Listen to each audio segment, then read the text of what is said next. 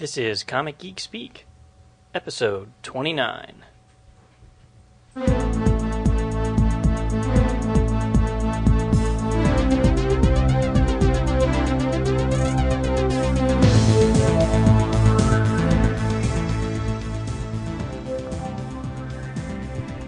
This is Comic Geek Speak, proud members of the Comics Podcast Network. I'm Brian Deemer. And I'm Jamie D. We are sexy bitches, yeah! Cool. I'm a sexy bitch. You're officially a sexy bitch. Yes. Hey, as you notice now, this is the first ever episode without Peter. The reason for that is he's stuck in Philadelphia at a rehearsal for the show that he's currently in. So he can't join us. He might be calling in for a Stump the Rios. We'll have to see if he gets a break from his rehearsal. Yeah, all that singing and dancing. Yep.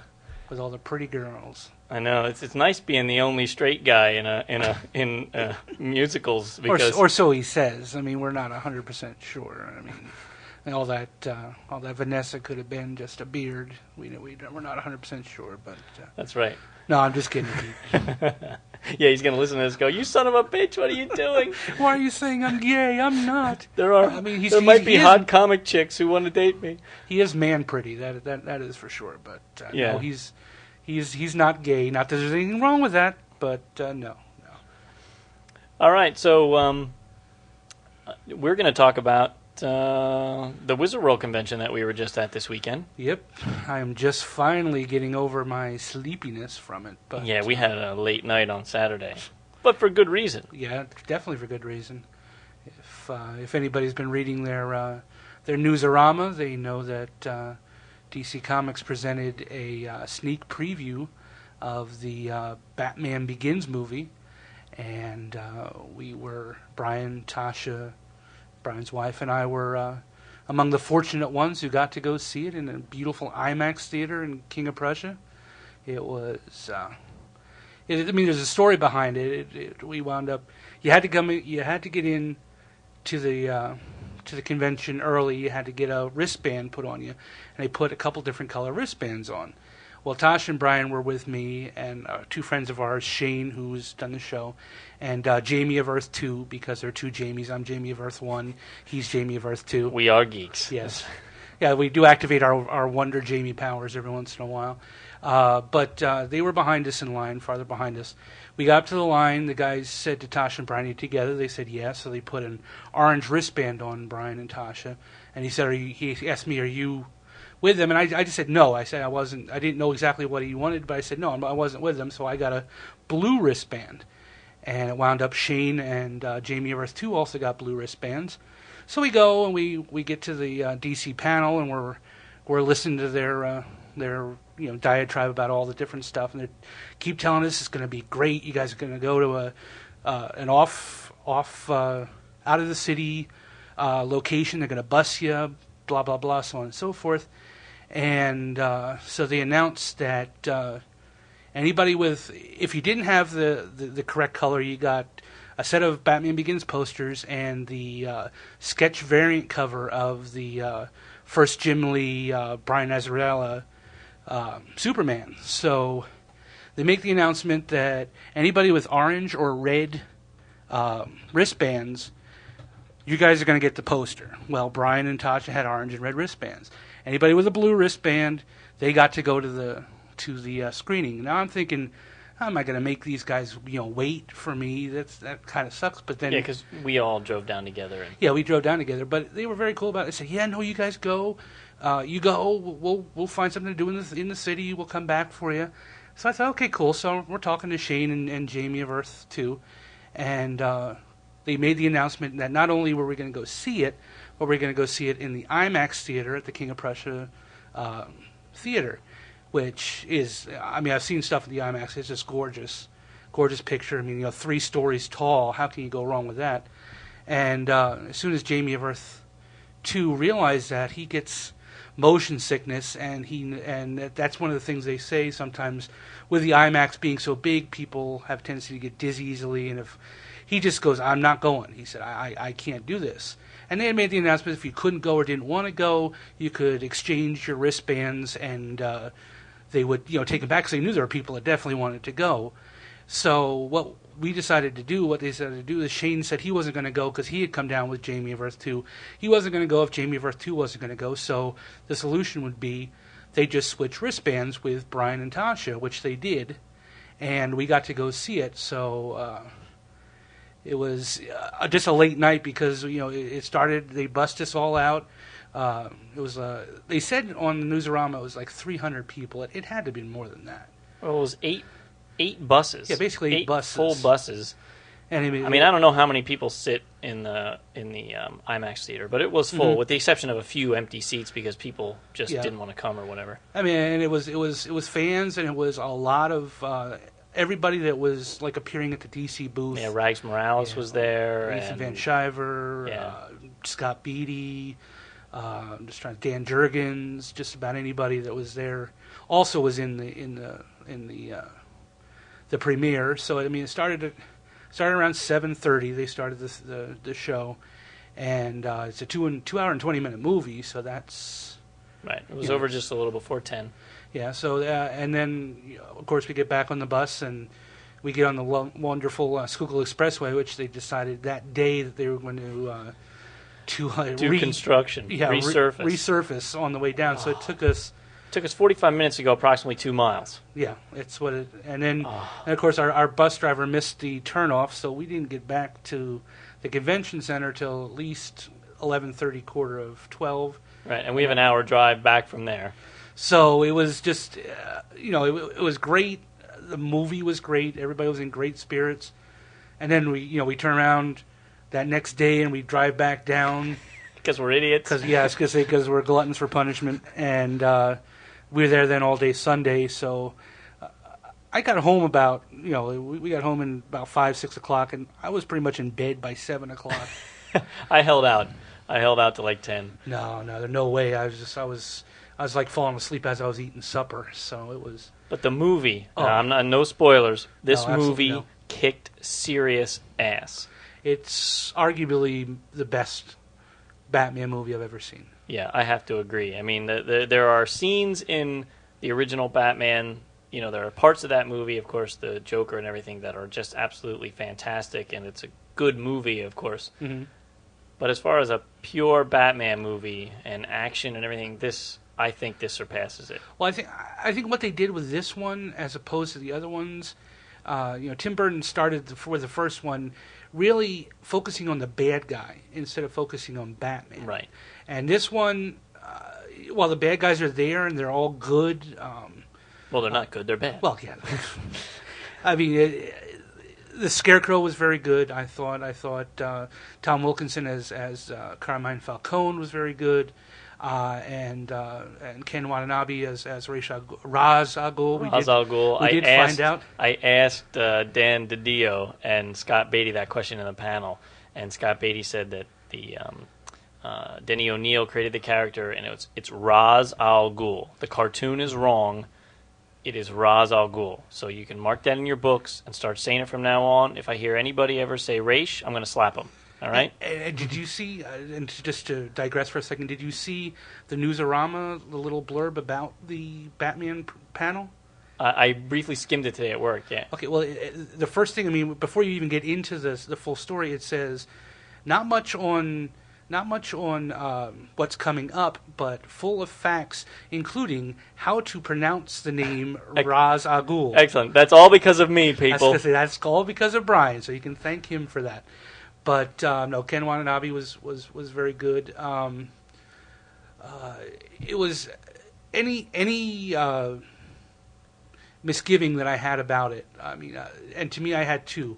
I wasn't sure about Katie Holmes as an actress, and I wasn't sure. You kept seeing all the scenes where thousands of bats were flying everywhere, and I can lay any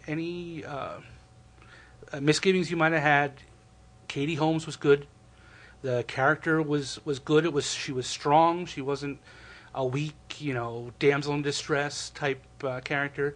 And they really only used that one with the bats. They only used it in one scene, and it comes off perfectly. Yeah, they when they edit that those previews, and especially that 10-minute Smallville preview, it gave you the idea that there were bats in every other scene, and it's absolutely not the case. No. The 99% of the movie is bat-free. So yeah, no, but it was just, I can't wait to actually discuss this when everybody has seen it and it's out there, Yeah. where we can discuss everything. But I'm telling you, go to see it. Don't worry about any misgivings you might have had. And if they have it in your area at an IMAX, it's worth the extra couple dollars to see it on that IMAX screen because it was incredible. Yeah, I mean there were scenes that I got chills.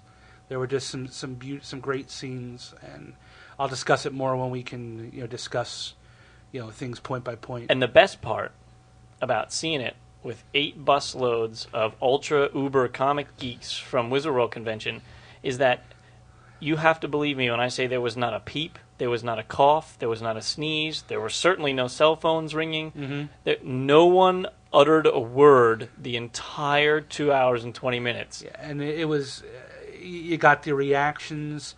I mean, there was applause, there was cheering. Some of the funny lines got the reaction that you always want. And I've always wanted to go to a theater and get. I very rarely get that. I mean, I think the first time I saw Batman, the first Batman, I saw it at a midnight showing, and I got that reaction. You knew everybody in the theater was dedicated. They loved this, and there was a good 3-4 minutes worth of applause at the end. Oh, yeah. I was very surprised how long the applause went on. My hands were tired. I'm like, all right, the hell with this. I'm stopping now. Yeah, but I mean, it was great.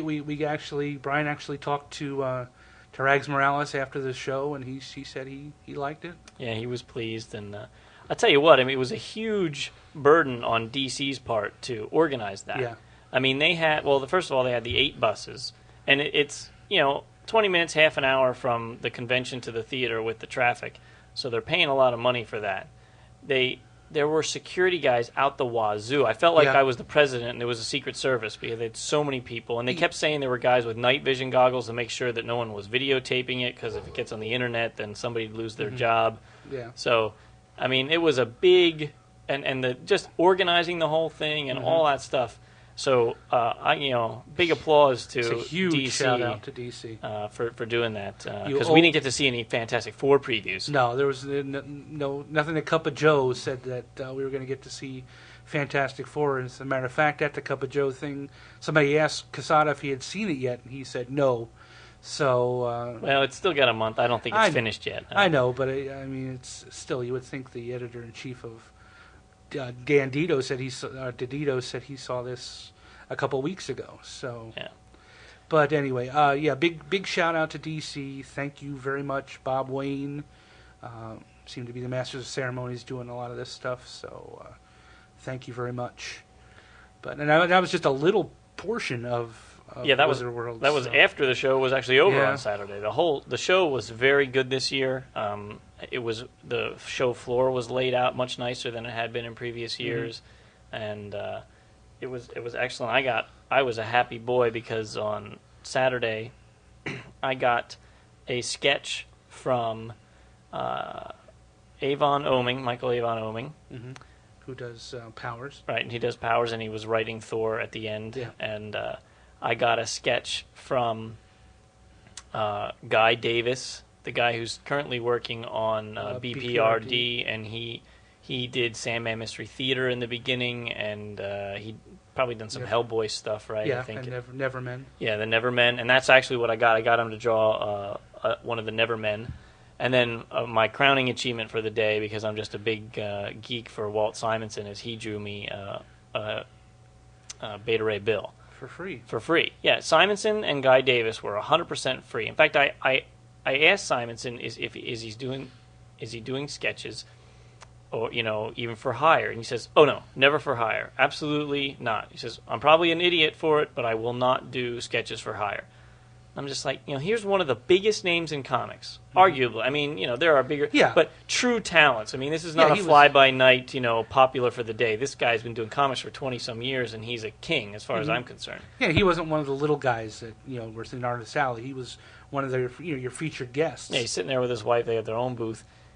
And he won't take a penny And then there are guys like Rags Morales. Now, I love Rags' work, and I have liked him since he was doing Shadow Man for Valiant. Mm-hmm. He did do Shadow Man, right? I think. Yeah, it I'm was pretty Shadow sure. Man. But I walked past his table at Artist Alley, $45 for a head sketch. It's like, now Rags, Simonson is doing them for free, and Rags is no Simonson. I mean, no, I mean he's good. I mean they're both good in their ways, but I haven't seen Rags write as well as Simonson can write. Yeah, and Guy Davis's was free, and Mike Avon Oming's was free too, but he asked for a $5 contribution to the actor fund.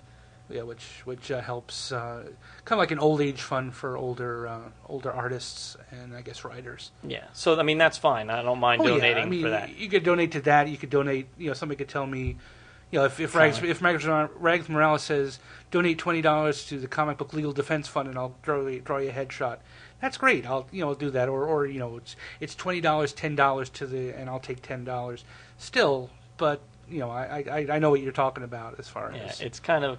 It's kind of a little frustrating when you see these guys who are. I mean, I understand the no-name people in Artist Alley want $10 because they gotta put food on the table. Yeah, but Rags Morales could do sketches for free. Certainly not $45. If he wants $10, that's one thing. But $45. That's a lot. I mean, unless he's going to put an awful lot of detail into it. Right. So I mean, it's not a bash Rags Morales. No, I'm just saying as an example. Unfortunately, he was the one that was there that you saw doing it. Yeah, there were others too. I just don't remember every single one of them. And then I got to go see Seth Green had I wasn't going to go, but then he got on the loudspeaker, started talking about his new comic called The Freshman coming out from Top Cow, and he had a little panel. Went down and watched that, and I got to tell you that book, if you hadn't heard about it or haven't thought about it, actually that little panel got me to add it to my list. I'm going to write to my DCBS and actually add that. It's called The Freshman, and it's kind of they're college students. They're freshman year, of course, and something happens where there's an explosion and some kind of energy is released from some kind of machine. I mean, they're very vague, but they want you to read the book.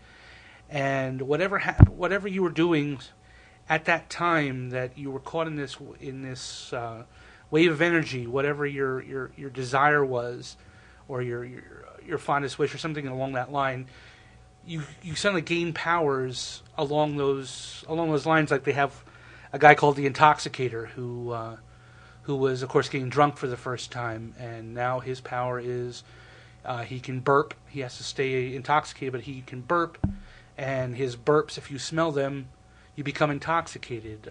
There's a seductress who can make you fall in love with her. She's a girl who isn't the most beautiful girl. She's a little chunky. She's a little, she's cute, but she's not the one you would fall in love with. Well, her heart's desire is to make people fall in love with her, so that's her superpower. There's a guy called the Wannabe who is the uber comic book geek who wasn't in the dormitory when this happened, but he wants to be a superhero so badly he's their unofficial leader. And it was just it looked very good. I mean, it's drawn by Leonard Kirk, who did actually did JSA for a while and did Supergirl. Yeah. He did a lot of the concept, helped him with the concept, and he's drawing it. And I picked up the preview comic, and it's fun. It looks like a lot of fun. So I would highly suggest at least picking it up at your local store and looking at it. We saw Seth Green. We walked right past him. He's damn near a midget. I was going to say he's like really short. Yeah, and we also saw Beastmaster. Yes, Beastmaster. Mark Singer. When we first got there Saturday morning, and we immediately had to get in another line to get the wristbands for the DC panel. Mm-hmm. And so as everyone's standing in line, Mark Singer is walking the line. He's shaking hands. He's smiling. I mean, he was like the perfect celebrity. He was so pleasant. He was all smiles, and he's wearing his incredibly tight 70s pants. It says, "Look at my crotch and ass." Yes. That's what it screamed. Yes. But we were there with Tasha, and the three of us, it was Jamie, Tasha, and I in line, and Tasha had her back to to the rest of the room because she was facing us. He walked right over to her and like basically put his hand on her shoulder and like turned her around to shake her hand. Yep. It's like, oh boy, the chicks work. If you want to That's meet right. celebrities, bring the chicks because that is the key. Chicks and babies. I've young children. That'll do it too. But yeah, because I'm kind of thinking to myself, no, watch this, because he's going in and out of the line, and Right. I'm thinking to myself, watch this. He's going to see her and he's going to come right over, boom, like a freaking beeline right for her, and he shook her hand And she doesn't even. The kicker is Tosh, my wife. She's younger than me. She has no idea who. She never heard of Beastmaster. She never watched V. She has no idea who this guy See, is. we've come to the conclusion that she was probably about maybe 1-2 years old when V hit the television. Yes, exactly. So she has no idea who this guy is, but man, oh man, he was working it. Yeah, but it was nice because he was pleasant. Mm-hmm. Some of the celebrities are less than pleasant unless you're paying $20 for their signature. Yes. But the other, Lou Ferrigno. yeah. But he was super nice. So I didn't talk to him the rest of the day. I did walk past his booth one time, and I glanced over, and man, that millisecond of eye contact is all you need. He waving Hey, how and you doing? smiling. It's like, oh my goodness, this guy wants my money in the worst way. Yeah, I mean, there were some really nice guests down there. Other than, it was him.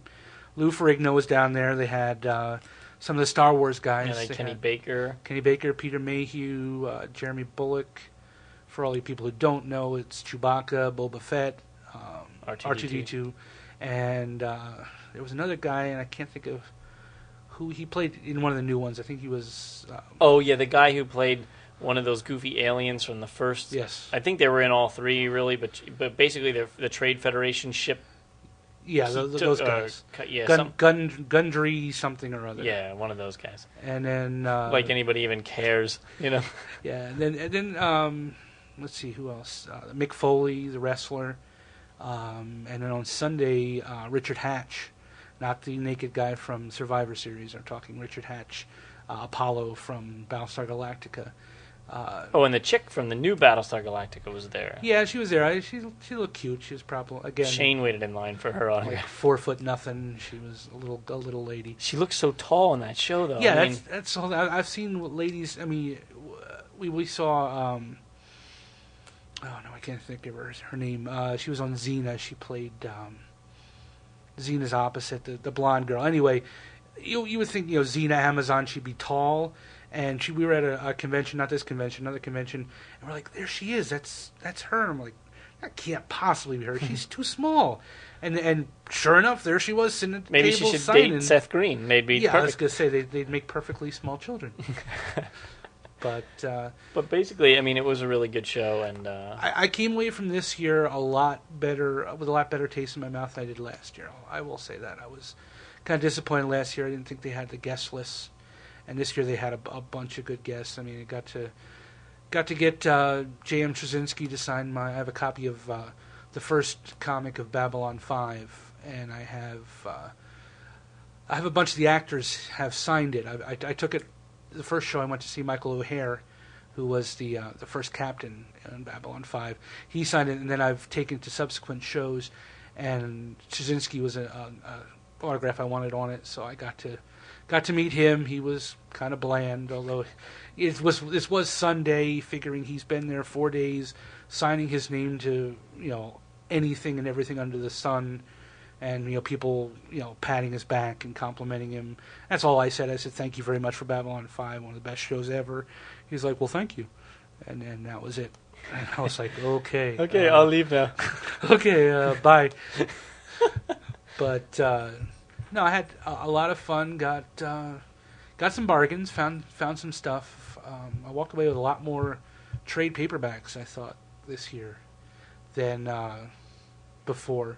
Yeah, there were a lot of people that had 50% off trades. I got the first 2 Daredevil hardcovers for $15 each, so 2 for 1. I'll take it. Yeah. So that was pretty much the weekend. I had a lot of fun. We took some of our friends went with us on Sunday, and our one friend wanted to get the 2 big Whiz Kids things, which were exclusives, the Dark Phoenix and the big ass dragon, and he got to he got to purchase both of them, so he walked away quite happy. And we pimped the hell out of this show. Yep. We walked up and down Artist Alley, giving away CDs with the first 25 episodes on them and our business cards. Mm-hmm. And Peter was randomly handing them to just people in the audience who has no idea who he is or what he's giving away. But so hopefully we'll get a few extra listeners out of it. So, but you heard, here I'm giving you something. Yeah, I'll take it. Hey, I'll take it. So. And then some people didn't want it. It's so weird. Like here I am. The show is free to everyone who wants to listen. Mm-hmm. I'm not asking for money. I'm just trying to get people aware that it exists. Yep. And every time I was talking about it, I felt like people were looking at me like, when's the pitch coming? When are they going to ask for the money? What do I have to do? You just have to listen and send an email once in a while. Just click it on. Just click on it, and you'll have some fun. So hopefully we'll have Everybody looks for the catch, I swear. Yeah. So hopefully we'll get some new listeners. But hey, we got another Geek of the Day. Cool. An audio Geek of the Day, so let's play that now. This is from Bruce Rosenberger. He actually sent us the Star Wars story. Oh, yeah. So he's got another one. This one, I'll just let him tell it. Sure. Hey guys, Bruce R. here. Several weeks ago I bought a 50-cent copy of Invincible #0 that they had at the comic shop. Looked interesting. I've been admiring Invincible for a while. Read it, liked it. Later in the week, maybe the next week, I listened to an early episode of Comic Geek Speak where you spoke of Marvel Team Up and Robert Kirkman, but I didn't put the two together until I went to the comic shop maybe a week later and was looking at the books and then, put it all together. So I bought Marvel Team Up 1-6 because I was told it was a story arc. I also bought Invincible 20, 21, and 22 because they came in after the trade paperbacks. Loved them. So I figured, hey, more Kirkman. This guy does this, good old-fashioned, comic books, stuff that I grew up with in the 60s. So the next week, I bought the Invincible graphic novel, the first volume, and Fantastic Four's Foes 1-4. Loved Invincible, and have since bought books 2 and 3 and will buy 4. Hated FF Foes. What a stupid story. I don't know what he's going for. I don't know if he's trying to be funny. It's not working. The art reminds me, it took me a while. I was trying to figure out what it reminded me of, and finally I realized it reminded me a lot of Beavis and Butthead. But anyway, I went back the next week and I took a chance on more Robert Kirkman. Picked up his Walking Dead trade paperback. Now, I'm not one of those people that likes zombie movies or any of that kind of stuff, but I thought, you know what, it looks so nice, I'm going to try it out. I loved it. 6 issues, $9.95, and that's if you don't get it from your service. The price is right. Tony Moore's art is wonderful. It reminds me a lot of John Romita Jr. The gray tones in it are just incredible, and in fact the gray tones give it a real nice black and white movie feel. I just wanted to recommend it. I thought maybe you and your listeners would enjoy it as well as I did. Well, thank you. But believe it or not, that's a bunch of the stuff that I actually bought this weekend. Oh, really? Yeah, I had done the same thing he did. I had picked up the 50-cent Invincibles preview, read it, enjoyed it, and I was debating on whether or not to get the hardcover, which collects, I think the first 3 or 4, or just getting the trades. Well, down at the show there was a stand there that had a special on the trades. You got all 4 trades for $29. So I looked at it on Saturday. Sunday I decided to wait, see if they still had it on Sunday. Sunday they still had it, so I picked it up there. And then I had picked up the Waking the Dead earlier because another friend of ours, John Duffy, had highly recommended. He loves zombie movies. He's a big zombie guy. He loves it. So he had recommended it, and I trust him. I've read other stuff that he's recommended. So I haven't read that yet, but I will say I have read the Invincibles. Looked very interesting, and I'm very, very much looking forward to reading these. And I'm glad you said about the Fantastic Foes. I think I picked them a 1-up at a show somewhere for like $1. I hadn't read it yet, but maybe I'll just stay away from it if it's that bad. Just skip it entirely. Yeah, just put it in as a lost cause. So let's see. I'm going through my email right now. Let's look at this one here. We got one from Francisco Castellanos. Oh, this is Tico Man. Okay. It's Tico Man. He's okay. Hola. I get it. He says, "Hi guys. I know you're always on the lookout for interesting comic-related sites. This is just about the most interesting I remember right now. It's www.snafu-comics.com. He says it's got fan fiction comics about a lot of different characters, and by far my favorite is the Powerpuff Girls story. Still ongoing. Check it out." All right, Tico Man. I guess we'll go read some Powerpuff stories. That's www.snafu-comics.com. Situation Normal all effed up. Yeah. So I'm wondering what the heck that is. That's interesting. I can't. It actually amazes me that people are spending time writing Powerpuff Girls fan fiction. It must be big in El Salvador. That's all I can guess. Yeah. I don't know either. I mean, my niece likes it. Well, maybe I'll look to see if. Kind of doubt that there's going to be anything that I can read to a 4-year-old. Yeah, and here's you know what? I'm going to save this one for when Peter's here because I know he'll have some talking points on that. So let's go to... When doesn't he have talking points? Well, yeah, but this one, you'll know when I read it. Okay. Here we got one from Pete Rogers. He says, "Hey guys, I just wanted to send a quick note and say I really love your show. I have been listening since the second episode, and it has just gotten better and better. Cool. I can't believe I haven't written in yet." Yeah, what are you waiting for, man? 29 episodes. I was going to say, it's not that tough. We don't bite. I was wondering if you have considered doing any kind of meetup. I wanted to go to the Philly Con so bad, but I had to work all weekend. I live in Allentown, which is only an hour away from Reading. Maybe there are more listeners close by. It would be so cool to have a group go to a bar or something. Anyway, I would love to meet you guys. Keep up the good work. Well, that's actually not a bad idea. We'll have to put a shout out. You know, so like I now Pete, unless you have a nickname that I don't know about, you're not on our message board. Yeah, I was going to say. And we talk on that all the time. So if you ever want to meet up, you know, that's a very good spot for, you know, getting to know us a little better first. Unfortunately, it seems like most everybody on the message board is either from California or from England. Yes, exactly. So it's going to be a little tough to get Eggers or Murph over here. Yeah, our 4 most popular posters, 2 are from England and 2 are from California. So, and I want to thank Eggers and Murph because you guys constantly break me up. They're hilarious. The dry British humor just makes me laugh, especially. I can't remember which post it was, but you gave a completely unloving, uncaring description of making love. Peter's calling. Oh, well, who cares? Peter. Ryan. Hey, you're live on the air, man. You're on the air. Nice. How's it going? It's good. Good. Hey, you want to do a Stump the Rios?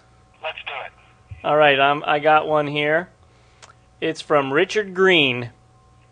And he says, "We all know about green and red kryptonite from pre- and post-crisis DC and TV.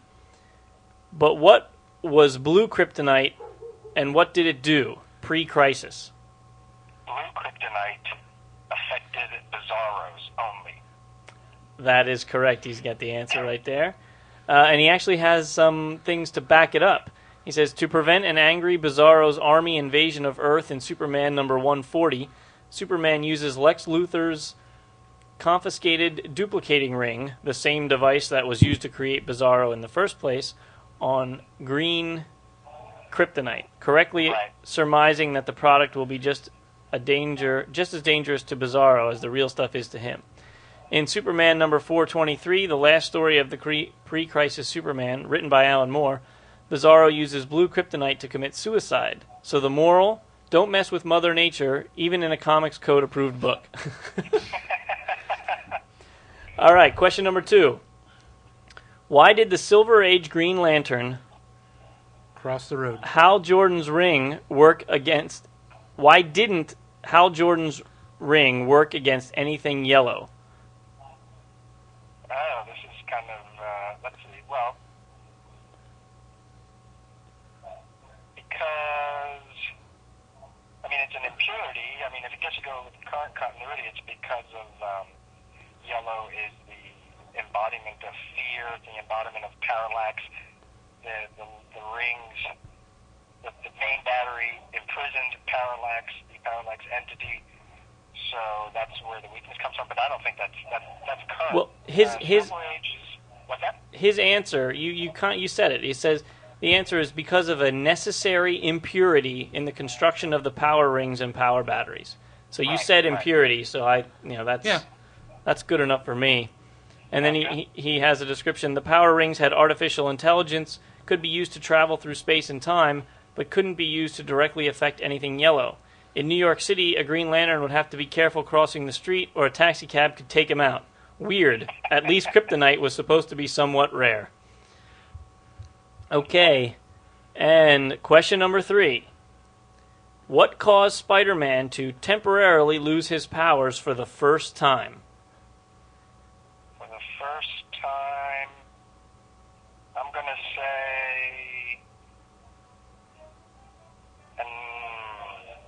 I'm going to say just doubt, just like the movie. His own doubt and fear. That is whatever. That is incorrect. It says a case of the flu in Spider-Man number 12. It says Doc Ock actually unmasked Spider-Man, but because he didn't fight back with his powers, everyone, including the bad doctor, believed that a normal Peter was only masquerading as Spider-Man. I believe he recovered after a good night's sleep and kicked Octopus' booty soon thereafter. Those wacky early Spider-Man stories. Yeah, so you were 2 for 3. That's not bad. Good. Much better than you have been lately. What's that? Much better than you have been lately. That's for sure. Yeah, and that was from Richard Green in Macon, Georgia.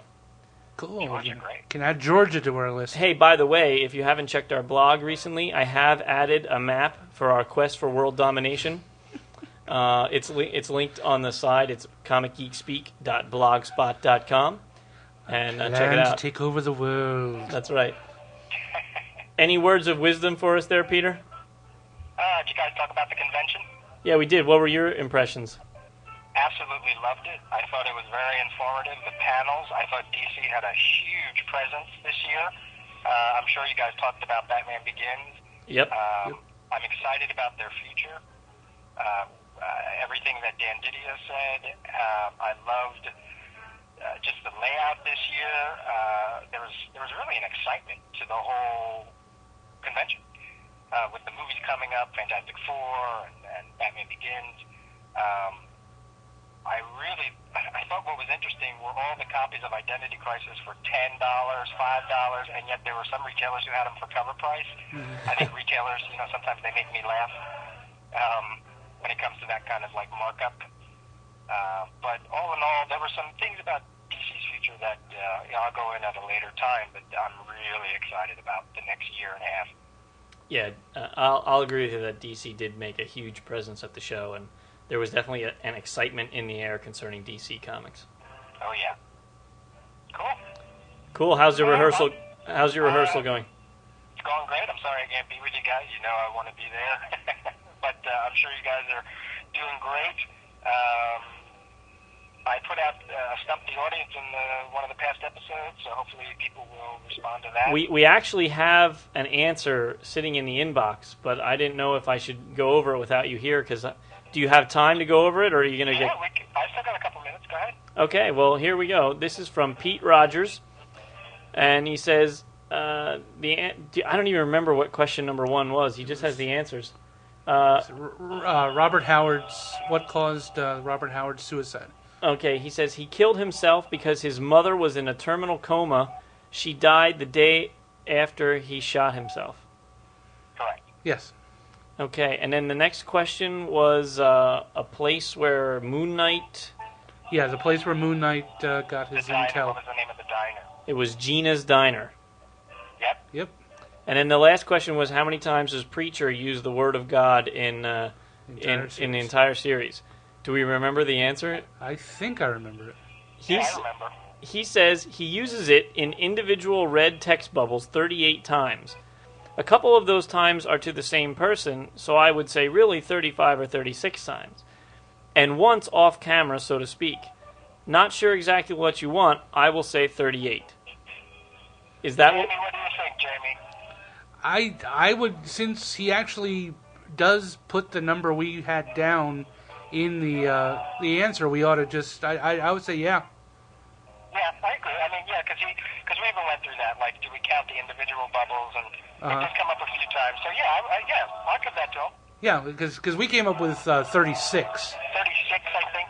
Yeah, so 38, and if he's counting like two bubbles as the same a couple times, yeah, I would say he did it. Yeah. Cool. Good for him. So Pete Because Rogers. he has all the trade. Pete Rogers, send us your snail mail address, and we'll send you we'll, some cool stuff. You'll get some free swag. Some bling. Awesome. Well, guys, I'm going to have to go. I'm about ready to get back to my rehearsal, but I'm glad I could call in for a few seconds there. Cool. Yep, glad to hear you, pal. All right. All right, we'll see you soon. Take care. Go Votes. All right. Bye-bye. Bye. Bye. All right. So it was not a completely Peter-free episode after all. No, we did get a little Peter in us. And, oh yeah, that was the guy I actually read. He sent us a fan letter, Pete Rogers. He's the guy who wants to meet us. He lives up in Allentown. Yeah, as soon as you So. said it, I was like, hey, that's the guy you read the email from. But very good. We thought it would take a little bit longer. We didn't think... we really thought that that preacher question was going to stump you a little harder than it did. And Well, I mean, you just have to sit down and have the patience to go through all those Yeah. books and count them. Yeah. And then we knew what only a true Moon Knight fan would know that one. That was a Moon Knight question thunk up by Kevin Moyer. And his, Yes. who, if you've seen any of his postings on the web, on the site, he runs his own Yahoo Moon Knight group, and he is huge into Moon Knight. Yeah, if you're into Moon Knight too, you can join Kevin's Yahoo group. I have a link to it on the side of our blog, comicgeekspeak.blogspot.com. I've actually never got a chance to go there yet. I've wanted to, and only because I have not read as much Moon Knight as I think I need to read to go on there. I joined, and so I get all the emails on some of the questions that people pose back and forth. I'm just like, I have no idea. Moonlight looks cool. And I remember Stephen Platt drew a gigantic friggin' moon. So I don't... Yeah, you know, I mean, and that's that's not even the ones that they're all talking about. No, I know. So that's about the only thing I remember. I mean, I'm excited if they do release a new Moon Knight series, which Quesada has hinted at. Yeah. Because I'd like to read it, because I think the character is cool, or could be cool if they really do him right. So, but for now, I'm totally in the dark on Moon Knight. I really have no idea. Yeah. One of the things that DC did say at their panel was they just signed Adam and Andy Kubert to exclusive 3-year deals. Yeah, that was a big for DC. So that's a big takeaway from Marvel. Yeah, because they were like Marvel's bread and butter for a while. I don't care what anybody says. They were. I mean, Marvel.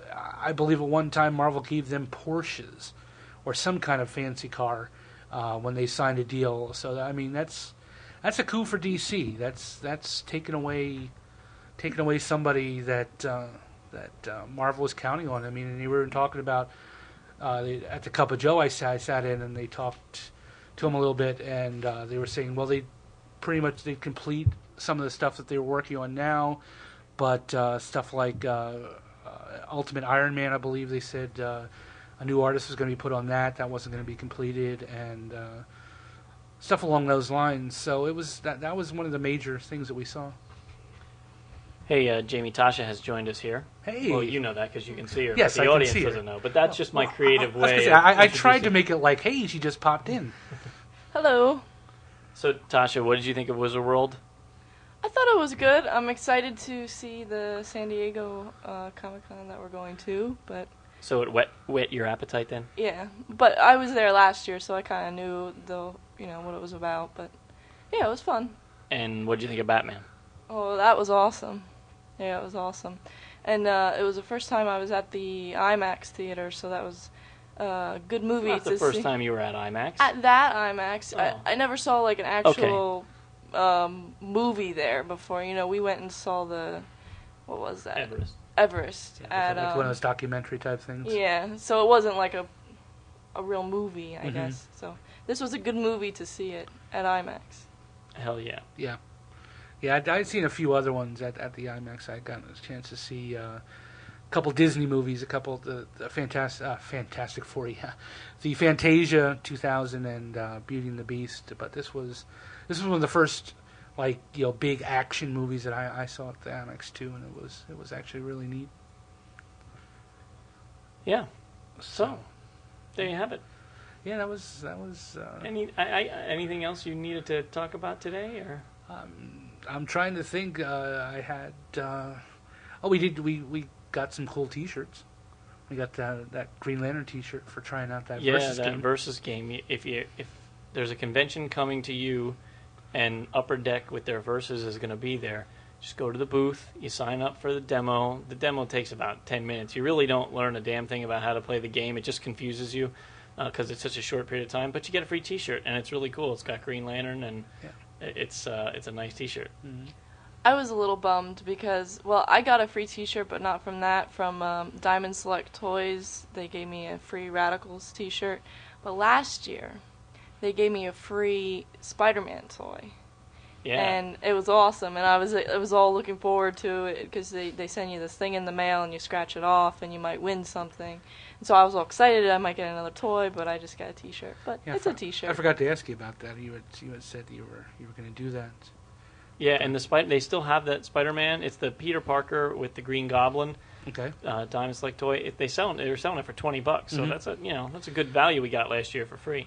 Yeah, there were some neat looking toys coming out. We both bought the same one this year. We had we got the Super Grover from Palisades. Yeah. It's too cool to resist. So yeah, that was awesome. I was actually the one to talk Brian into getting that. Yeah, I was going to buy mine no matter what, but Brian was kind of on the fence.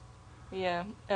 We decided that's the whole Sesame Street series is gonna be my collection now. So yeah, until we have kids, anyway. She's been bugging me that I need to collect something too because you collect a whole room full of crap, and it's like, hey, whatever you want, and that's gonna be neat too. I mean, if you haven't seen it, it's there's like 3 or 4 figures. It's Guy Smiley, the Two-Headed Monster, Oscar, and Ernie, and I think with the Oscar, it comes with a section of the Sesame Street.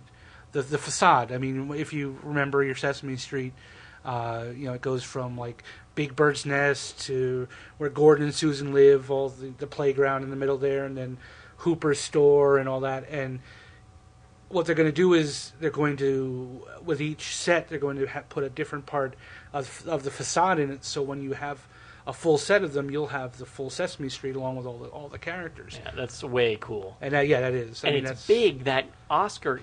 That thing is huge. Yeah, it was enormous. Yeah, Palisades makes great toys. I mean, that's Shane loves them.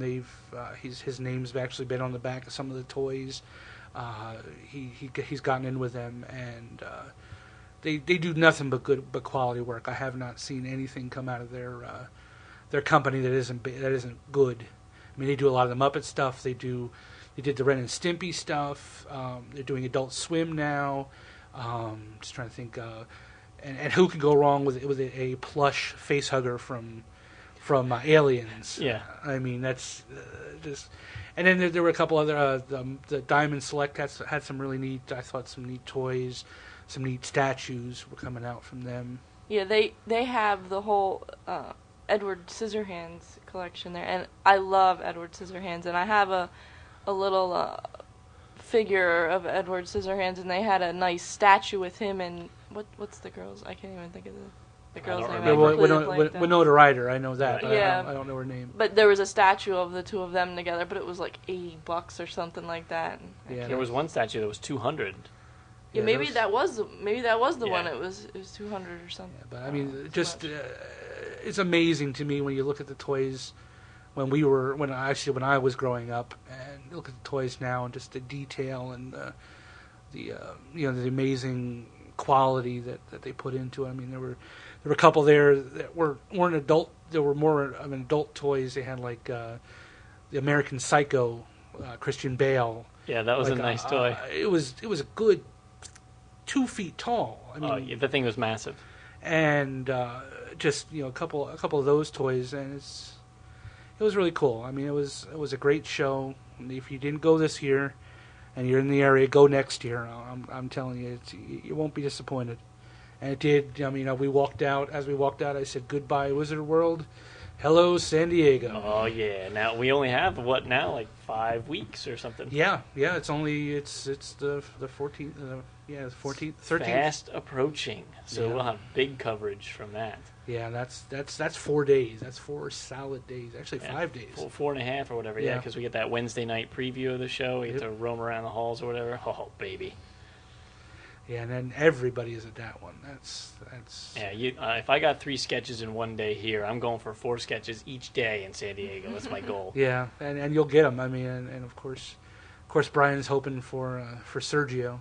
Yeah, I would pay if I had to for him, only because he's what got me into comic books in the first place. So an original sketch from him is worth every penny to me. I mean, my gut tells me he'll do it for free because he's that kind of guy, he seems. But hey, if I have to pay, I have to pay. That would be John Byrne would be for me if I got a chance to get an original Byrne sketch. I would pay for it. He's one of the guys that I would definitely pay for. But, yeah. All right. Well, I think that does us for the day here. Excuse me while I move the microphone and it bangs all around. I gotta get how unprofessional. closer. We have a new little thing here. We have some background music I'm gonna play as I do the closing tidbits because Tom from California, Mr. ILM, he has sent us some music that he just. I'm beginning to think they don't do any work out in ILM. They just do stuff for us. Yeah, I mean, it's like he's working for us. It's I know, great. it's great. Maybe we can get some 3D animations of us. Tom, get your guys working on that. Can you slip that project in under the... Or put us in a movie somewhere. I mean, you can throw some... You have our faces. You can throw us somewhere. I want to see a computer-generated scavenger. That's what I want. Always back to Crusaders. That's right.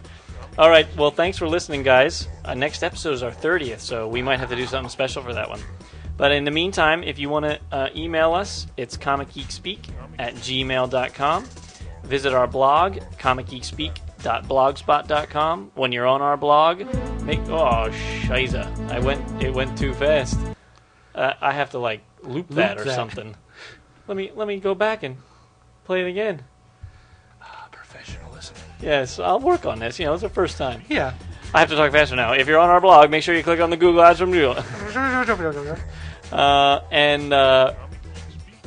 We're a proud member of the Comics Podcast Network at comicspodcast.com. And once again, we thank the amazing Bob, who we met this week, for providing the hosting for us. It's gamecircuit.net.